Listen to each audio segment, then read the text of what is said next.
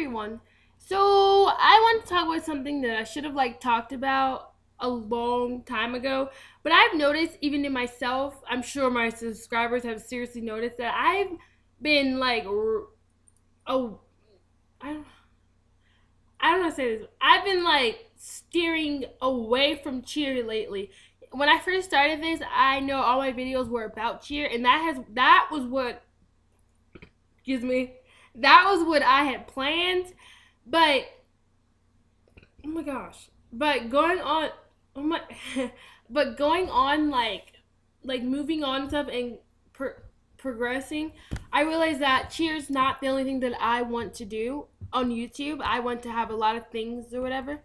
But anyways, this video is gonna be about cheer though. And so basically what I want to talk about is cheer coaches and favoritism, as you can see as it is the title. Now, I know that with any sport, it doesn't matter, cheer, but football, whatever. You're always well,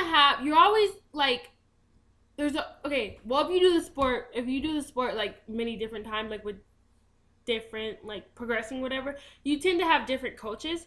And I know that some coaches are really hard to get along with. Some of them are really as I know you guys would think, mean and stuff like that. And there's just some coaches that you just know, and there's coaches you really like. Honestly, I don't think I've never had a problem with any of my coaches. Really, honestly, the only problem I've had, no, actually, okay. Well, you guys know I was an all-star cheer, and I did. Was it YMCS? YMCS cheer. Yeah, I did that.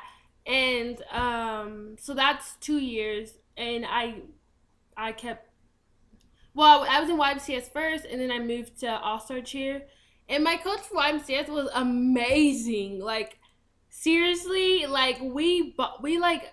was so different than any of my cheer coaches. I wish now it could be like that with my new cheer coach. Why are my eyes getting watery? That's really weird.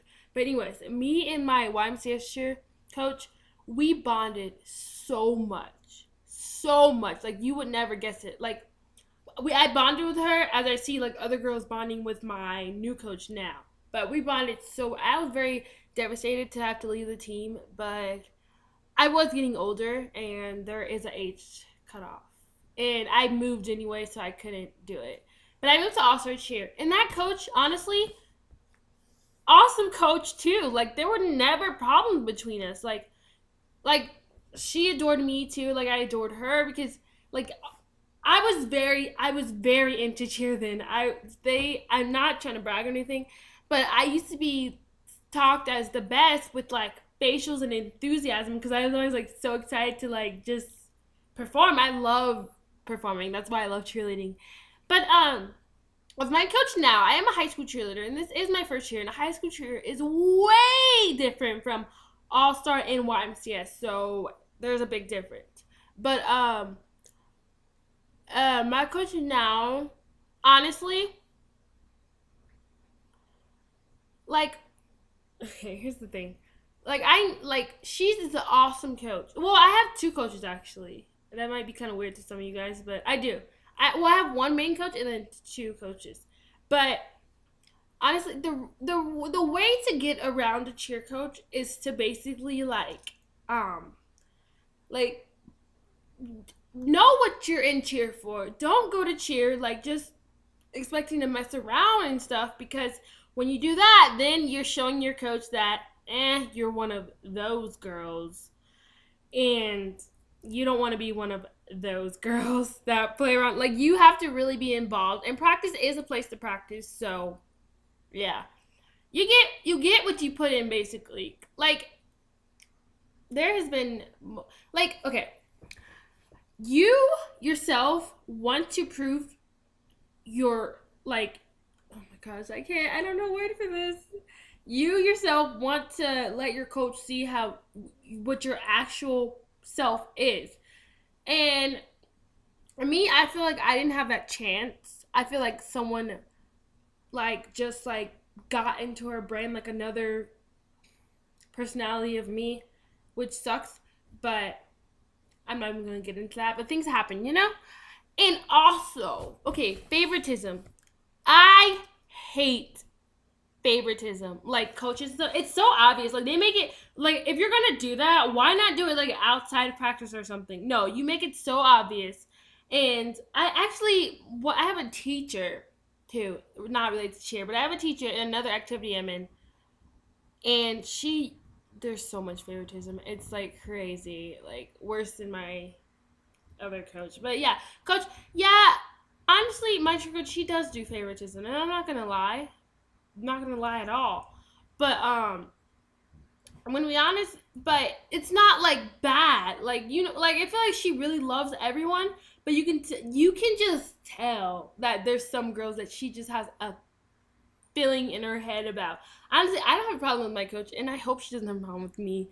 I don't know because I don't really talk to her because like we're not close. I just basically go to practice, leave. Don't talk to coaches. I talk to a few girls on the team, but I go and leave. And the only time I do talk to coaches is if I have a question about like money or something like that. But usually I will never enter. That's probably weird for some of you guys. I know you guys probably like that's weird. I always talk to my coaches, but no, we are not like that. Basically, a lot of the girls do it too. You just like you're like why would you talk to them? You're just going there for practice. So what I do is I go to practice, walk in the door, get ready, stretch, do whatever. 2 hours gone, go to a meeting and leave. I don't interact with my coaches at all, but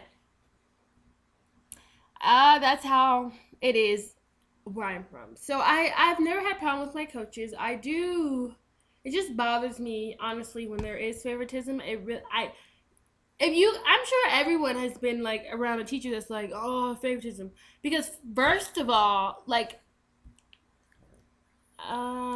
something I don't even think I should talk about, but it's directors, teachers, coaches. They make it so obvious. Like, if you're gonna let one student do something and not get in trouble, why not let another student do that? Like, that's the problem I have now. Like, yeah. But anyways, to deal with that is just be yourself and try. I'm not saying being like a kiss ass, but like,